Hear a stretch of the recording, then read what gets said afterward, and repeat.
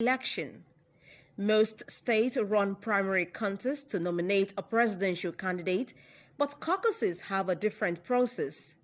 Caucuses require party members to attend a location in person at a specific time. Most states have moved away from caucuses in favor of primaries, but the Iowa Republican Party, along with those in Nevada, Idaho, Missouri, North Dakota, Hawaii, Wyoming, and Kentucky, have all stuck to the system. Donald Trump scored a landslide victory to kick off the Republican primary race. He lost the Iowa caucus in 2016, but significantly reversed that result last night by winning over key voting blocs in the state, including white evangelicals, younger voters, and women. Coming into our country captured, and as soon as we had an unfortunate event, we got more votes last time than any sitting president in the history of our country. Striking a subdued tone, Donald Trump asked Americans to come together behind his campaign to beat President Joe Biden and fix the problems of the world at a rally following the result. I want to thank the great people of Iowa. Thank you. We love you all. I really think this is time now for everybody, our country, to come together. We want to come together. Polls showed Donald Trump as the clear frontrunner for months, but the scale of his victory was staggering. We can do better, and it all starts in Iowa. All eyes are on you. And I know it's cold, but it has been made very clear that nobody's going to be deterred from going to the caucuses. Entering Monday's Iowa caucuses, most of the electoral intrigue involved which candidate would take second place behind Donald Trump. In the end, it was Ron DeSantis who walked away with a runner-up prize. Nikki Haley had helped to ride polling momentum to come second, but Ron DeSantis' relentless campaigning in the state paid off. If we get over 12%, I'm going to be incredibly happy because we've done something that no one's ever done before. The polls are great. The enthusiasm is great. The enthusiasm for my father. I think the more they persecute him and prosecute him, the more the American people see through the sham that is Washington, D.C. and the corrupt government, frankly, that we're running against. Meanwhile, biotech entrepreneur Vivek Ramaswamy dropped out of the race and endorsed Donald Trump. He had caused a stir in early debate but failed to gain traction. Whoever wins the Republican nomination will face a Democrat, almost certainly Joe Biden, in the November presidential election. The actual prize Republicans are fighting for in Iowa is minimal. Candidates will split a measly 40 delegates, a little more than 1% of the total number in play at the Republican National Convention in July.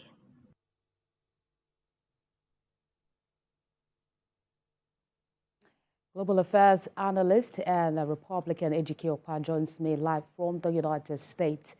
Glad to have you join us on The World Now at this time. It's a great day, seeing my candidate, not only landslide is a mudslide, because we knew this was going to happen. Mr. Ejike, thank you for joining us on the news at this time. You are a Republican. I want you to firstly, confirm to us that the outcome of the Iowa caucuses vote is in the interest of all Republicans in the United States.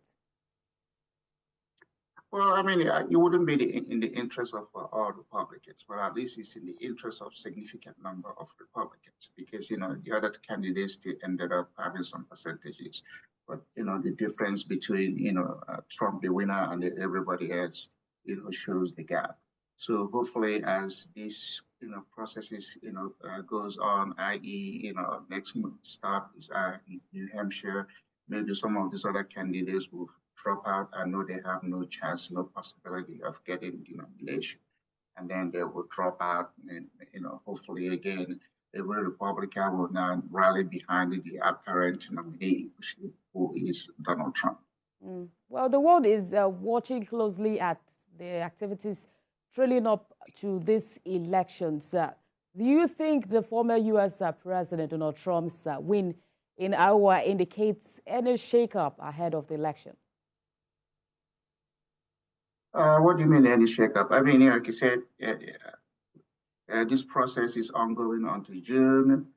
The world itself is watching, and everybody's trying to figure out, with Trump, with all the issues that are facing him, in both the civil and the criminal court, is that going to discourage other people? Obviously, he hasn't been able to discourage voters. So hopefully, by the time we go to New Hampshire, and other states, their caucuses and primaries take effect, then the world itself, we don't elect American president based on what the world thinks. In America, we want our president, and then if the world likes it or not, too bad for them. It's not a global election. It is an American election. Well, let's keep in mind that the former president has been blocked from the GOP primary ballot in about 2 states. That's Maine and Colorado. Will this in any way affect the outcome of the 2024 U.S. presidential election? Well, I mean, the states those 2 states have done it, but for clarity, Colorado has put him back on the ballot there, and then of course, the matter is before the U.S. Supreme Court. So they will make a ruling in a matter of few weeks, and then that will decide. That's the only court, the only thing that may stop Trump from being a nominee. But we don't think that they're going to be able to do that, because that's just going to set an unnecessary precedent in our electoral process. So when Supreme Court gives its ruling, then every other state, they cannot. President Biden talks about a democratic process, that if Trump gets to win the second time, he's going to destroy American democracy. But, with his government, tools, he's trying to be undemocratic, to remove a potential candidate. So how democratic is that process? Let the voters, which is ultimately the American voters, decide who they want. The Constitution of America has no comment on a felony becoming president. Only through 3 factors matters in that process. So let the people decide. So we are hoping that the Supreme Court will come with a ruling that said, there is no case to be had. Trump should be on the ballot. When that happens, the game is over. All right. There have also been concerns about some of the promises that Mr. Trump has made if he wins the election. He says that Americans should come together to straighten out the world, and has also promised to seal up the border of the United States in the face of an invasion. And there's also the fact that he called the current president the country's worst president. Can you paint us a picture of what a second term of Donald Trump will look like? Well, one thing I want to clarify, during the campaigning, candidates say stuff. And then when you actually win it and you sit down in that Oval Office, then the whole thing changes. So there's a dichotomy in campaigning and getting elected and actually taking over leadership. Yes, we want the border to be sealed. We don't want people to come to America illegally. Nobody wants their home. America is our home. Nobody wants their home to be broken into.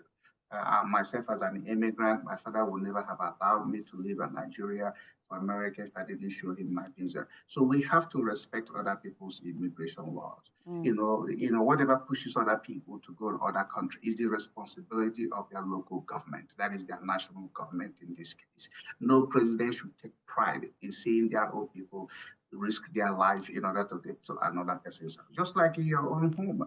If your neighbor's child is always crossing into your fence, crossing your fence and getting into your house, you're not going to like it. So that's by the way. And then about Biden being, the worst president in America, I have no opinion on that except to use what the poll shows. His approval rating is the lowest. And then, they throw in the fact that he's 81 years old. It's not about being 81 years old. There are a lot of 81-year-old people who are very effective. My mother-in-law is very strong at 85. But the point is, something else is, affecting Biden that makes his own leadership look like he's not capable of getting anything done. And we have seen it. So Trump promise is Trump promise. When he gets elected, of course, he's going to be president of America, not the president of the Republican Party. And then he's got to have to come up with an attitude and sort of confidence that everybody who who likes him or hates him, because we've never had a president who has 100% support. And he's going to rule, So because he's had a taste of what the 4 years has been for him, he's going to be a much better president because now he's refined, he is more informed. Some of the things he did when he was in office, first time, he's not going to do the second time. But we want our country to be strong. When he was in office, there was no war. Let's all remember that. Now, with Biden, we have something going on with Israel and Hamas. We have Russia going on. We have everybody, wagging their finger, at America. When Trump was there, he better not do it. Okay, Mr. Ejike, I also wanted to, talk to you about the fact that Russian media is particularly supportive of Mr. Trump, and there have been fears that he might push for negotiations that will not favor Ukraine. But then, because of our time, I'm sure we'll do this much later. Well, I've been speaking with global affairs analyst Ejike Opala for us in the United States. Thank you for joining us on the news at this time. Thank you for having me.